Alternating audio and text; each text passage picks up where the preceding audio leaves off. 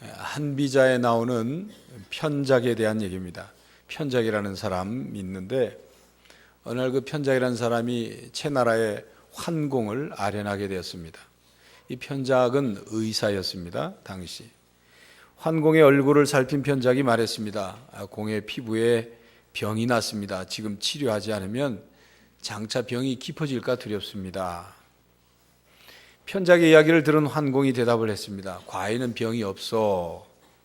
그리고 편작이 물러가자 그 환공이 다른 사람에게 뭐라고 해요? 의사라는 것들은 병도 없는 사람을 치료해주고 공을 세우려고 한다. 그런 말을 했어요. 열흘 후에 편작이 다시 환공을 보고 말했습니다. 공의 병은 이미 피부 안으로 들어갔습니다. 지금 치료하지 않으면 더욱 깊어질 것입니다. 그러나 환공은 편작의 말을 듣지 않고 오히려 불쾌하게 생각을 했습니다. 다시 열흘 후 편작이 환공을 만났습니다. 공의 병은 이미 위장과 내장 안으로 들어갔습니다. 지금 치료하지 않으면 위험할 것입니다. 그러나 환공은 이번에도 편작의 말을 귀담아 듣지 않았습니다. 다시 열흘이 지난 후에 환공의 모습을 멀리서 편작이 보고는 채나라를 떠나 진나라로 도망을 쳤습니다. 환공의 병이 깊어질 대로 깊어져서 이제 치료될 수 없는 상태까지 간 것을 알게 되었고, 그래서 그 병을 치료하지 못하게 되면 이제 자신이 책임을 져야 하기 때문에 진나라로 피신해서 도망간 것입니다. 그로부터 닷새 후에 환공의 몸은 아파오기 시작했고, 그제서야 편작이라는 의사를 찾았지만 편작은 채나라에 없었습니다. 결국 환공은 죽고 말았습니다. 호미로 막을 것을 가래로 막는다는 우리의 속담이 있습니다. 잘못된 것을 알았을 때 바로 고치면 어렵지 않게 그것을 바로잡을 수가 있지만 그냥 내버려 두면 큰 노력을 해도 막을 수가 없다. 그런 말이죠. 소 잃고 외양간 고친다는 우리나라 속담이 있지 않습니까? 너무 늦으면 소용없다는 겁니다. 다 지나간 뒤에 그것을 거꾸로 돌이키려고 해도 소용이 없다는 것입니다. 뒤늦게 후회하며 바로 잡으려고 해도 소용이 없는 그런 상황이 우리에게 일어나지 않기를 바랍니다. 지금 고치지 않으면 아주 고쳐지지 못할 수가 있다는 것을 우리는 생각을 해야 합니다. 세월은 살같이 지나갑니다. 우리 인생은 두 번 오는 것이 아닙니다. 유행가 가사처럼 인생은 생방송입니다. 한 번 방송이 나가면 그것으로 끝입니다. 다시 녹화하고 재편집해서 재방송 트는 것이 우리 인생이 아닙니다. 우리의 가정생활이 그렇고 우리의 결혼생활이 그렇습니다. 호미로 막을 것을 가래로 막는 경우가 되지 않게 해야 합니다. 소 잃고 외양간 고치는 그런 일이 돼서는 안 됩니다. 오늘날 우리는 가정 붕괴 혹은 가정 상실 혹은 가족 해체 이런 말들을 많이 듣습니다. 우리 사회의 가정의 모습을 표현하는 그런 말들입니다. 교회 여러분, 여러분들의 가정은 어떻습니까? 여러분들의 가정은 건강합니까? 여러분들의 가정은 행복합니까? 꺼진 불도 다시 보듯이 우리의 가정을 다시 한번 들여다보고 건강치 못하고 행복하지 못한 이유가 무엇일까? 무엇이 잘못되고 있는가? 무엇이 병들어 있는가? 이것을 찾아서 새롭게 회복하는 그런 기회가 될 수 있기를 바랍니다. 가정의 출발은 결혼에서부터 시작합니다. 결혼이 없으면 가정이 이루어지지 않습니다. 하나님께서 천지창조를 하실 때 아담만 지어놓으셨을 때 그때는 가정이 없었어요. 그런 아담을 잠들게 하고 아담의 갈비뼈로 하와를 만드셔서 부부로 맺어주셨을 때 비로소 가정이 시작되었습니다. 창세기 2장 20절 이하에 보면 아담이 모든 육축과 공중의 새와 들의 모든 짐승에게 이름을 주니라.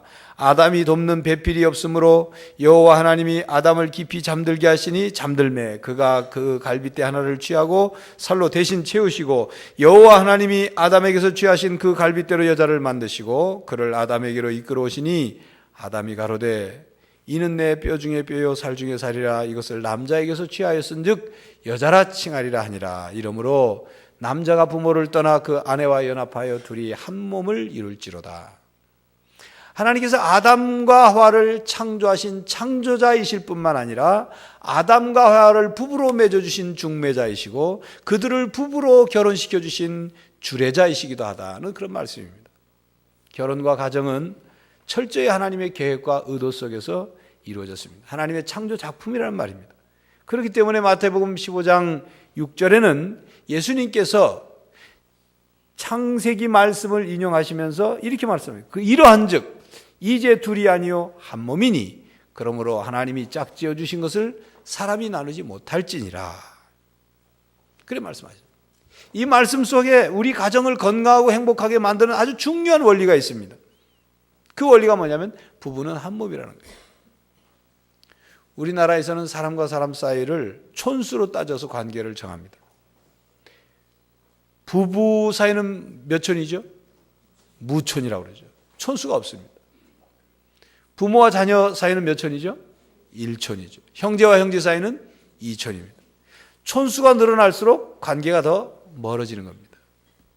성경에서 말하는 부부가 한 몸이라는 말씀과 우리나라에서 말하는 부부가 무촌이라는 말은 정확하게 일치합니다. 촌수가 없어요. 가장 가까운 관계, 아니 그거보다 더 한 몸이라는 거예요. 건강하고 행복한 가정을 만들어 가는 데 있어서 가장 우선적으로 해야 될 것이 무엇이냐 하면 가정은 부부가 맺어지면서 시작되듯이 부부가 한 몸이 되어야만이 행복한 가정을 이룬다 그 말입니다. 그러므로 한 몸인 부부가 서로 믿고 서로 사랑해야 건강하고 행복한 가정을 이룰 수 있다 그런 말씀입니다. 가정이 건강하고 행복해지려면 부부 중심의 가정으로 만들어야 한다는 말입니다. 자녀 중심의 가정에서 부부 중심으로 바뀌어져야 된단 말이에요. 본래대로 회복되어야 된단 말입니다. 몇 해 전에도 이런 말씀을 설교했습니다. 부부가 결혼을 하면, 그래서 자녀를 낳으면 부부가 모든 에너지와 사랑을 자녀에게 쏟아붓습니다. 특히 아내는 혹은 어머니는 자녀에게 사랑을 다 쏟아부어요. 그래서 남편에 대한 사랑이 식어집니다. 남편에 대한 사랑도 자녀에게, 자기 자신에 대한 사랑도 자녀에게, 자기 인생도 자녀에게 다 쏟아부어요.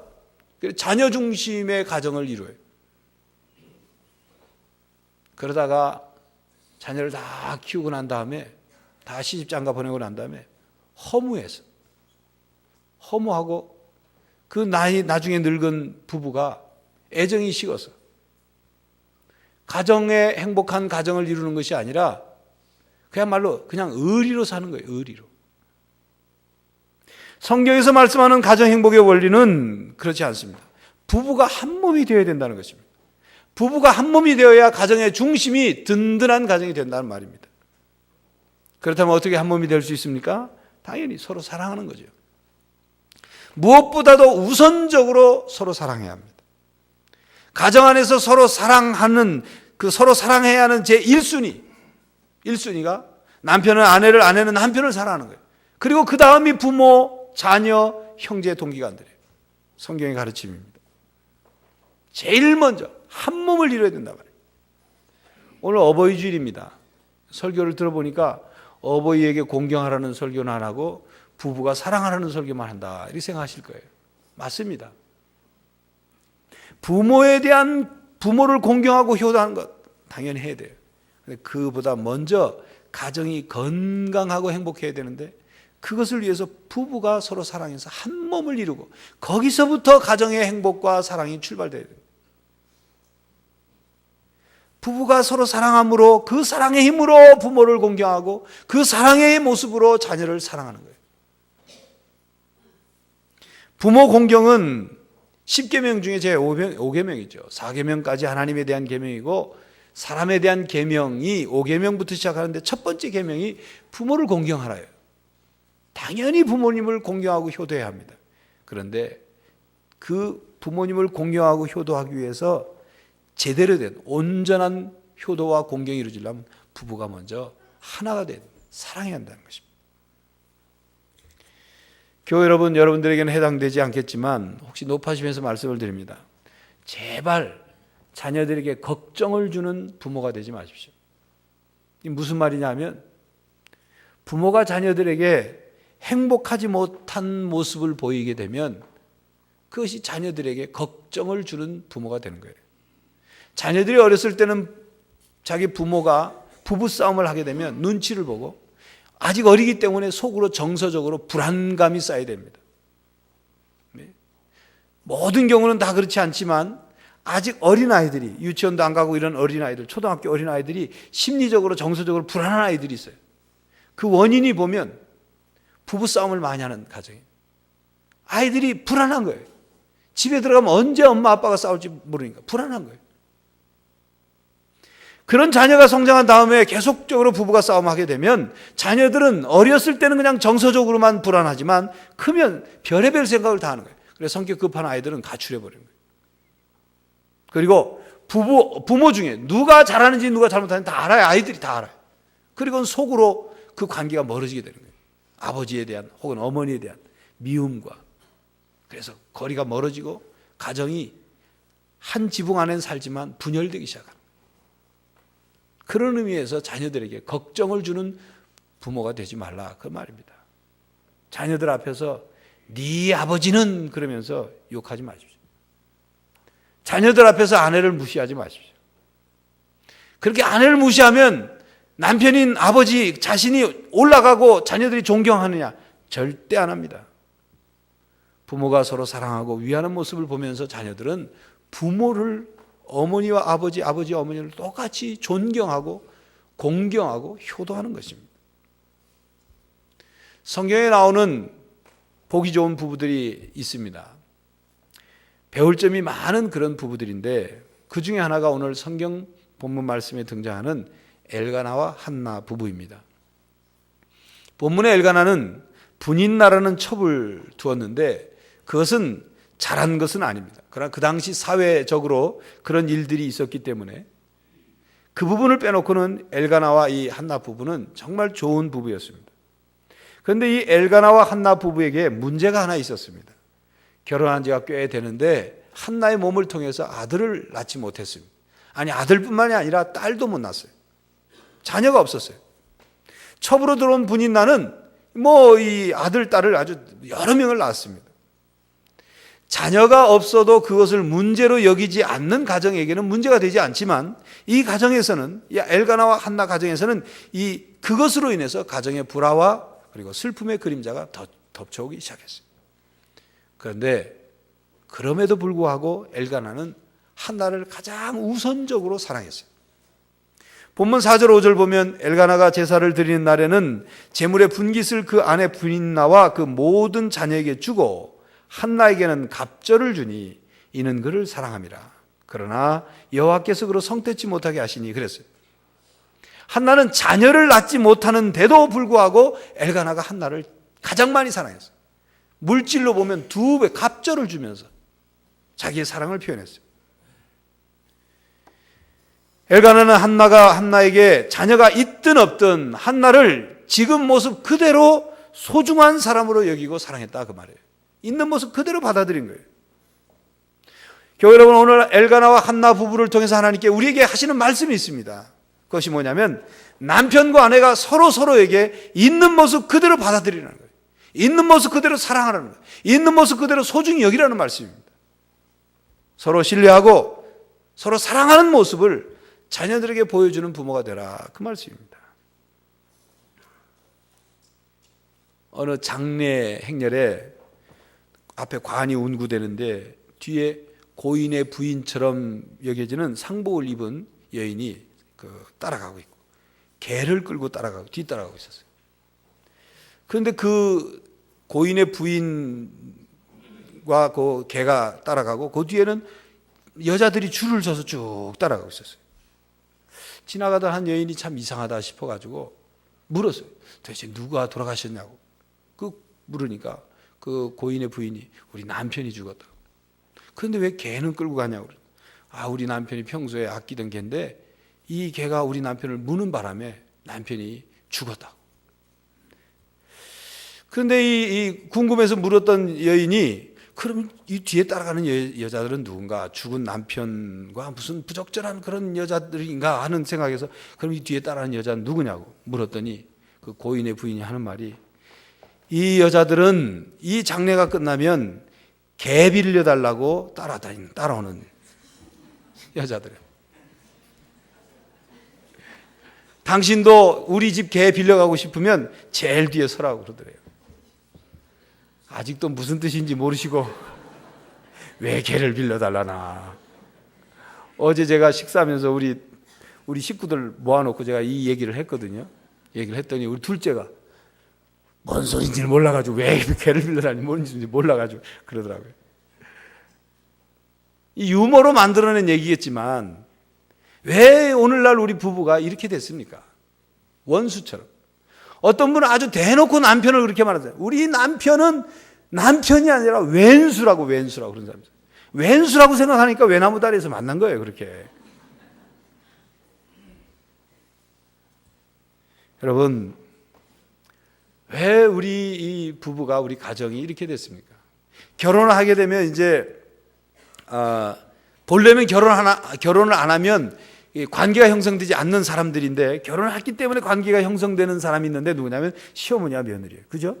시어머니 며느리 남편하고 결혼 안 하면 전혀 상관이 없는 사람인데 남편하고 결혼하는 바람에 시어머니와 며느리 관계가 됐는데 이 시어머니와 며느리 관계는 옛날부터 유명하지 않습니까? 제가 목회를 해보면 교회 안에도 그래요. 우리 교회는 그런 가정이 없겠지만 교회 안에도 보면 신앙 좋은 분이라고 생각하는 시어머니도 며느리도 그 관계를 해결하지 못해가지고 힘들어요. 우리 가정 안에 이런 문제들이 왜 이렇게 일어나는 것입니까? 또 부모와 자녀와의 관계도 마찬가지예요. 여러분, 요즘에 그 중고등 학생들이 하는 말이 아버지와의 대화 혹은 부모와의 대화라는 그 대화라는 말 뜻이 뭐냐면 아버지와의 대화라는 말은 아버지와 자녀가 대화할 때 아버지가 자녀에게 대놓고 화내는 게 대화래요. 대놓고 화내는 게. 대화를 해야 되는데 들을 생각 안 하고 대놓고 화만 내고 혼만 내니까 아이들이 그저 부모와 대화하면 들으려고 하죠. 대화하려고 하잖아요. 이런 현상을 일컬어서 영어로 house는 있어도 home은 없다. 그러면 집은 있어도 가정은 없다. 그렇게 말합니다. 왜 이렇게 되었습니까? 그것은 가족 간의 신뢰가 깨지고 서로 건강한 사랑이 아니기 때문에 그렇습니다. 그래서 갈등과 불화를 일으키는 것입니다. 교회 여러분, 서로 사랑하십시오. 부부가 서로 사랑해야 그 사랑의 힘으로 자녀를 사랑하게 됩니다. 부부가 서로 사랑해서 한 몸이 되어 부모를 공경해야 공경받는 부모님도 기쁩니다. 서로 사랑하며 사는 성도들이 되시기를 간절히 바랍니다. 우리 모두는 건강하고 행복한 가정을 이루기를 원합니다. 그런데 건강하고 행복한 가정을 이루지 못하는 이유가 있어요. 건강하고 행복한 가정을 깨트리는 원인들이 있습니다. 안미경 씨의 다시 당신을 사랑합니다는 글에 이런 내용이 있다고 합니다. 부부가 자주 싸우는 이유를 성격 차이나 의견 대립에서 찾는데 사실 본질은 거기에 있지 않다는 것입니다. 대부분의 부부 싸움은 적절한 대화법을 잘 모르기 때문에 일어납니다. 대부분의 싸움은 말하는 내용이 아니라 말하는 방식과 태도에 기인한다고 합니다. 남자는 자신의 의견을 존중받는다고 느끼면 말이 부드러워지고 여자는 남편이 애정어린 말투로 설득하면 절대 화를 내지 않습니다. 그걸 몰라서 그냥 말만 하면 자기 얘기만 하면 다 그냥 대화가 되고 다 되는 줄 알고 얘기하다 보니까 서로 코드가 맞지 않아서 감정이 쌓이고 불화가 시작되는 거예요. 여러분, 말을 잘하는 사람이 있는가 하면 잘 말하는 사람이 있어요. 말 잘하는 것은 입에서 이루어지지만 잘 말하는 것은 마음에서 이루어지는 겁니다. 그러니까 말 잘하려고 하는 것이 아니라 잘 말하려고 애를 써야 돼요. 특히 부부 사이에, 또 부모와 자식 간에, 가정 안에서, 특히 자녀에게 마찬가지예요. 자녀에게 우리의 말이 내 중심으로, 내 감정 중심으로 말을 하게 되면 자녀와의 관계가 악화가 됩니다. 자녀들이 부모를 공경하고 효도하고 존경해야 하는데 그런 마음이 사그라지게 돼요. 그래서 에베소서 6장 4절은 이렇게 당부합니다. 또 아비들아, 너희 자녀를 노엽게 하지 말고 오직 주의 교양과 훈계로 양육하라. 자녀를 훈계하고 양육하려고 하는데 자녀를 노엽게 하는 거예요. 노엽게. 자녀들을 잘 다독거리고 위로하고 격려하고 칭찬하고 이러면서 잘못을 바로잡아줘야 되는데 그렇지 않으니까 자기식으로만 막 말을 하니까 자녀가 노엽게 된단 말이에요. 그렇게 하지 말라는 겁니다. 성경은. 입술에 30초가 가슴에 30년이 된다고 합니다. 일반 사회에서도 말이 중요하지만 특히 가정 안에서 서로 주고받는 말, 그것이 가정을 건강하고 행복하게 만들 수도 있고 그렇지 못할 수도 있는 것입니다. 우리 말 때문에 우리의 자녀들이 평생 마음에 상처가 돼서 그것 때문에 자신감을 잃고 열등의식에 빠져 살고 대인관계가 문제가 생기고 그것을 삭히지 못해서 분노로, 미움으로, 증오로, 복수심으로 나타나서 그것이 사회에 악을 끼친다면 누구의 책임이겠습니까? 본문에 등장하는 분인나는 그가 말을 잘못하는 사람이었어요. 분인나의 옹졸함과 야비함은 남편의 사랑을 받은 한나를 아주 격동시켰습니다. 괴롭혔어요. 제 자식들을 대동해서 거드름을 피우고 한나에게 비아냥거리고 한나가 아이를 낳지 못함을 조롱거리로 삼고 한나를 무시하고 아주 기고만장했어요. 사람은 자기가 남보다 조금 낫다고 생각할 때 교만하고 기고만장할 수가 있습니다. 조심해야 됩니다. 분인나는 결국 가정의 화목을 깨뜨리고 서로의 관계를 깨뜨리는 말을 주로 하고 살았어요. 그 결과 본문 7절에 보니까 한나가 울고 먹지 아니했다 그랬어요. 음식을 삼킬 수 없을 정도, 넘길 수 없을 정도로 마음이 불편했던 거예요. 그래서 8절에 보면 그 남편 엘가나가 그에게 이르되 한나여 어찌하여 울며 어찌하여 먹지 아니하며 어찌하여 그대의 마음이 슬프뇨 내가 그대에게 열아들보다 낫지 아니하느뇨. 밥이 넘어가지 않을 정도로 속이 상하고 속이 아주 격동하는 그런 한나를 보고 남편 엘가나가 위로의 말을 하고 있습니다. 이 한마디 내가 그대에게 열아들보다 낫지 아니하뇨 라는 이 한마디만 보면 엘가나가 한나에게 어떤 남편인지를 우리는 알 수가 있어요. 여러분 이렇게 생각할 수도 있습니다. 엘가나가 자기 입장에서 밥도 안 먹고 울고 있는 한나에게 이렇게 말할 수 있어요. 아니 뭐 잘했다고 찔찔 짜고 싸고 누워있냐고. 아이도 못 낳는 주제에 억울하면 당신도 분인나처럼 애 낳으면 될 거 아니야 라고 상처를 싸매주고 위로해 주는 게 아니라 상처를 후벼 파는 말을 할 수도 있어요. 그런데 그렇게 하지 않았어요. 엘가나는. 그런데 사실은 이런 말들을 하면서 사는 부부들이 아직도 많이 있다는 것입니다. 우리 교인 중에는 그런 사람 없고 저기 어디 가면 누구누구네 집에 있어요. 아주 상처 내려고 작정하며 사는 사람들처럼 말이죠. 꼭 부부가 사는 것이 꼭 복싱 사각이 링에서 수시로 패는 거예요. 수시로. 엘가나는 한나를 돕고 싶었습니다. 사랑하기 때문에 한나가 슬픔에서 벗어나게 해주고 싶었어요. 그래서 그가 4가지 질문을 합니다. 왜 웁니까? 어찌하여 울며 그래? 왜 웁니까? 왜 먹지 않습니까? 왜 당신의 마음이 슬픕니까? 내가 열아들보다 당신에게 열아들보다 낫지 않습니까? 라고 물어요. 이 말의 뜻은 이런 겁니다. 한나여, 당신이 현재 가지고 있지 않는 것, 그 자녀 때문에, 그 마음 쓰는 것 때문에 괴로워하지 마시오. 당신이 지금 가지고 있는 남편이 나를 당신은 가지고 있는데 나에 대해서 관심 갖고 나로 만족하시오. 또 이런 뜻이 있는 거예요. 나는 당신에게 자녀가 있든 없든 당신을 사랑합니다. 그저 당신 있는 모습 그대로 당신은 나에게 소중한 사람입니다. 이런 뜻이에요. 이렇게 말하는 남편 엘가나의 말을 듣고 9절 말씀을 보면 한나가 음식을 먹었다고 기록하고 있습니다. 한나의 마음의 위로와 평안과 사랑이 채워지게 된 거죠. 다시 가정의 화목함이 회복되기 시작한 것입니다.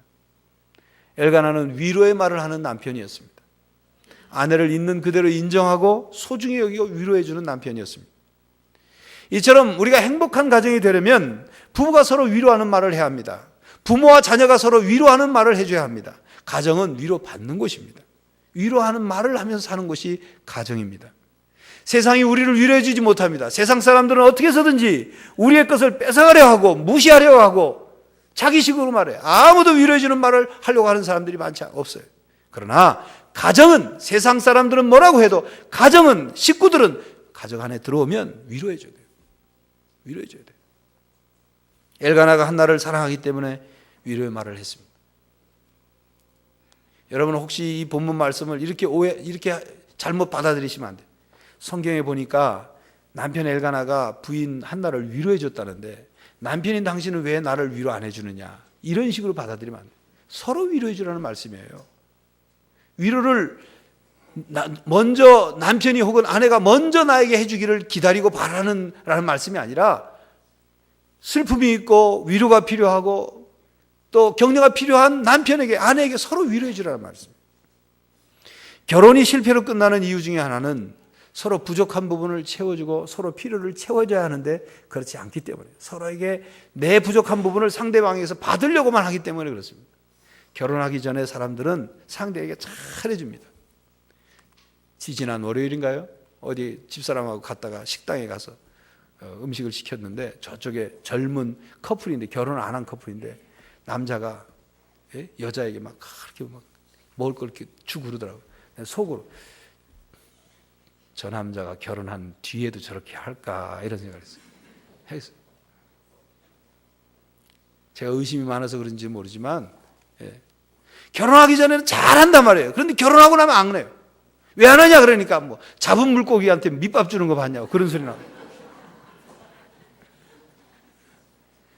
사람은 자기의 부족함을 채우기 위해서 결혼 전에는 상대방에게 잘해요. 왜냐? 그 사람을 통해서 자기 부족을 채우려고. 그런데 결혼하고 난 다음에는 그것이 내 소유가 되었다고, 채워졌다고 생각하고 다 끝나버려요. 다 내 마음대로 한단 말이에요.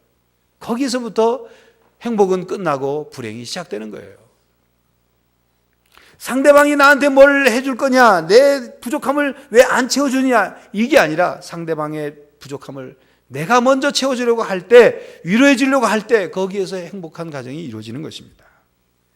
그렇게 살아야 결혼하고 나서 결혼 전 성장하는 과정에서 받았던 상처들이 서로 치유되는 거예요. 그런데 상처가 치유되기는커녕 있는 상처까지도 다시 또 후벼 파는 그런 삶을 되풀이하고 살아가는 것, 얼마나 불행한 삶입니까? 오늘 설교 말씀을 들으면서 이렇게 생각하실 분이 있을 거예요. 먼저 남편이나 아내를 먼저 하나님께 떠나보낸 분들은 오늘 설교가 나한테는 안 맞나 보다, 그렇게 생각하실지 모르는데, 그런 분들은 자녀와의 관계에서 혹은 우리 교우와의 관계에서 서로 위로하는 말을 많이 서로 해주기를 바랍니다. 위로해 주는 말. 가정과 교회에서 위로하는 말을 못 들으면 어디 가서 듣겠습니까? 남편 여러분, 아내에게 좀 잘 좀 해주십시오. 난 경상도 사나이기 때문에 난 못한다, 그러지 마시고, 행복이라는 것은 자기 자존심이나 자기 고집을 꺾어야 행복이 되는 겁니다. 자기 혼자만 기쁘고 자기 혼자만 신나고 자기 혼자만 행복해지는 것, 그런 행복은 없습니다. 함께 즐거워하고 함께 재미있고 함께 평안하고 함께 행복해야 되는 거예요. 나는 이런 사람이고, 나는 이래서 그래서 못하고, 나는 그런 건 내 스타일이 아니기 때문에 못한다. 그리고 나는 조금 더 변화되지 않으려고 하면서 아내에게, 남편에게 변화되기만을 기대한다면, 그것은 행복한 결혼 생활을 포기하는 거예요. 가정 생활을 포기하는 거예요. 결혼 생활은, 가정 생활은 나 혼자서 하는 것이 아니라 가족 전체인 우리가 함께 하는 거예요. 혼자 휘두르면서 가정을 왕처럼 산다고 해서 왕이 되는 게 아닙니다, 여러분. 함께 같이 행복하게 사는 것이 가정이에요. 아내 여러분, 남편에게 더 잘하십시오. 지금까지 잘했더라도 더 잘하십시오. 어떤 죄수가 몇 년 동안 숟가락으로 땅굴을 파가지고 탈옥에 성공을 했답니다. 그런데 성공한 그 탈옥수 죄수가 저녁에 경찰서에 스스로 자수를 했어요. 그래서 이 탈옥한 소식이 뉴스에 나오고, 그래서 이 탈옥한 그 죄수가 자수를 하니까 기자들이 그 자수한 탈옥수에게 몰려들었어요. 카메라를 들이대면서, 아니 왜 탈옥을 성공했는데 도망치지 않고 자수했느냐 물었더니, 이 자수한 탈옥수가 하는 말이 겨우 탈옥해서 집에 몰래 들어가서 아내를 보려고 방문을 살며시 여는 순간 아내가 다짜고짜 하는 말이 뉴스에서 소식을 들어보니까 탈옥한 지가 8시간이 넘었는데 도대체 지금 동안 어디 가서 뭘 하다가 인제 왔느냐고 바가지를 긁기 시작해가지고 내가 차라리 바가지에 긁히니 감옥이 낫겠다 싶어서 자수했다. 그렇게 얘기하더랍니다. 여러분, 아내 여러분, 제발 바가지 긁지 마세요. 남편한테 스트레스 해소하지 마세요. 남자들은요, 좀 단순한 데가 있어서 아내가 남자를 이렇게 지켜주고 지혜롭게 해야 할 때 그 말하지 말아야 할 때 이렇게 잘 참으면 가정이 화목해집니다. 화목해져요. 한 번 그래서 남편이 변화 안 되더라도 또 한 번 변화되는 거예요. 남편들을 왕처럼 대해주면 여러분은 왕비가 되는 겁니다. 남편 여러분, 아내를 왕비처럼 대하면 여러분이 왕처럼 되는 거예요. 그렇게 하지 않고 자기만 왕처럼 되고 아내는 시녀처럼 부리려고 하니까 안 되는 거예요. 왕이 안 되는 거예요. 자기 혼자만 왕비처럼 되고 남편을 신하처럼 무시하니까 왕비가 안 되는 겁니다. 여러분, 가정을 부부 중심의 가정으로 회복시키십시오. 서로 위로의 말을 하는 가정이 되기를 바랍니다. 그래서 그 사랑으로 부모를 공경하고 그 사랑으로 자녀를 사랑하고 그 사랑으로 가정을 행복하게 만들어가는 우리 양정교회 성도들이 되시기를 간절히 바랍니다. 기도하겠습니다. 하나님, 어버이 주일에 우리 가정을 바로 회복하고 행복한 가정으로 만들고 부부가 서로 사랑하고 부모를 공경하고 자녀를 올바르게 사랑하는 가정을 이루며 살기를 원합니다. 하나님, 사랑하는 우리 양정교회 모든 성도들 가정마다 행복할 수 있도록 주님 도와주시고 그 행복이 그저 머릿속으로만 되는 것이 아니라 우리의 입술과 우리의 말과 우리의 행동과 우리의 실천과 우리의 사랑 모든 것으로 이루어지는 것을 깨닫고 사랑하는 성도들의 가정들이 다 행복한 가정들이 되도록 은혜를 내려 주시옵소서. 예수 그리스도의 이름으로 기도하옵나이다. 아멘.